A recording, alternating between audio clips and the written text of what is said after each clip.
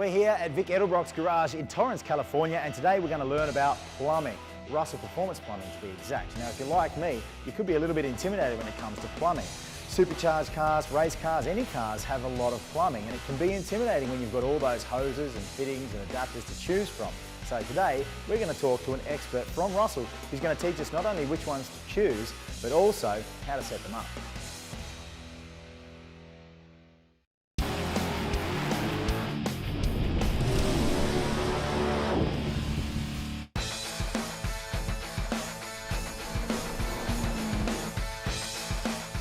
So I'm here with Rick Rohauer from Russell, who's been with the company 25 years. Been with them for 25 years. So you know everything there is to do with Russell? Pretty much, been here from the ground up. All right, well I guess we'll start with the basics of how to assemble a Russell hose. That's what you're here to teach us today, but first, what types of hoses have we got here in front of us? Correct, today what we'll do, we'll walk you through the assembly of our stainless steel braided product, which is either our Pro Flex or our Pro Race hose. It's a 308 stainless steel outer jacketing over a synthetic rubber inner, which is a chlorinated polyethylene, which works well with any type of fuels.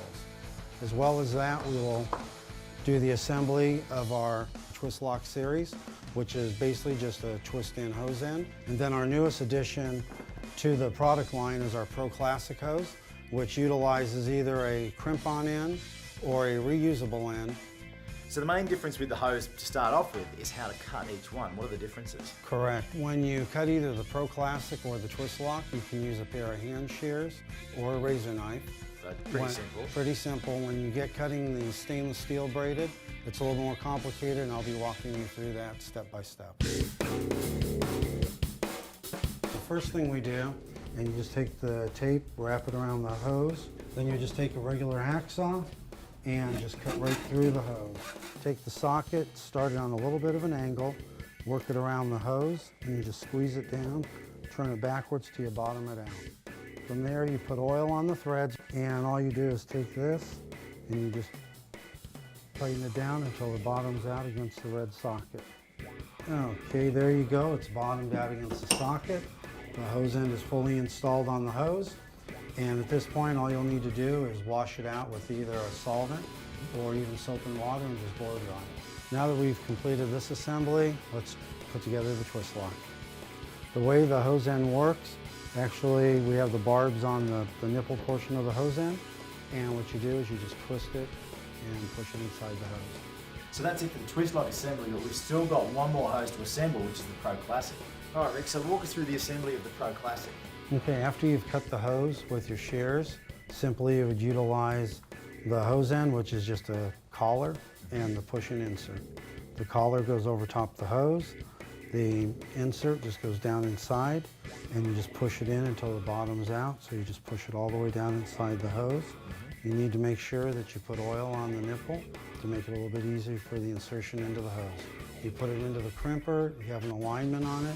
It's an over-center style crimper, so you just push the handle down until it stops and it's permanently attached. In addition to the crimp style hose, reusable hose ends are available, allowing you to easily mix and match hose ends to fit your application.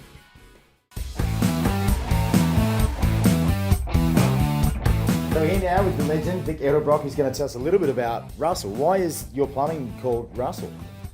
Well, that was Russell is the name of Dave Russell, the founder of this company. And Dave was a guy who was a drag racer, and after the war, there was so much surplus around from airplanes and all the P-51s and the B-24s and all the stuff, B-17s that were made. They all used this kind of fitting setup with a braided stainless, and it actually came from a company called Aeroquip, which is still around. They owned the patent on it at the time. And when he started putting it on his engine, people saw it and they said, well, you know, put some on my engine. Finally came, well, why don't I just make some fittings? So that's how it started, and they just kept growing. It's a very important ingredient to a car, whether it be a race car at Daytona or a circle track car on a dirt track during the weekends, or just the everyday. Pretty much anything. Yeah, pretty much anything. Let's learn a little bit more about the product from Russell with Jason Snyder.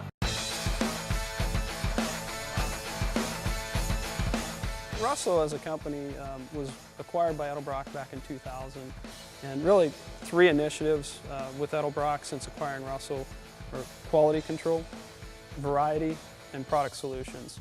And on the quality control side, like all Edelbrock facilities, Russell is manufactured and produced under ISO 9001 quality management standards, which is a OE standard required to do business with companies like GM, Ford, Chrysler, Honda, and Toyota. Second, on the variety side, is just the fact of making sure you cover all your markets. You know, this market evolved from really industrial usage into a specialty niche with engine builders, you know, race car chassis builders, street rod fabricators. You know, we merchandise it and provide solutions for the average consumer who has one car at home in his garage.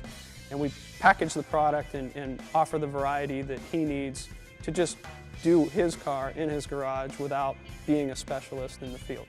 We offer a variety of specialty adapters just for these market segments to make sure that someone can put a late model LS1 or LS3 motor into their classic, you know, Chevy, Chevelle or Camaro, and, you know, essentially bolt-on adapters that they can then plug in fuel rails quickly and easily and safely.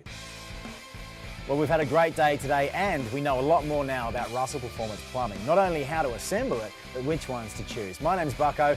Now hopefully I can find the keys to this thing.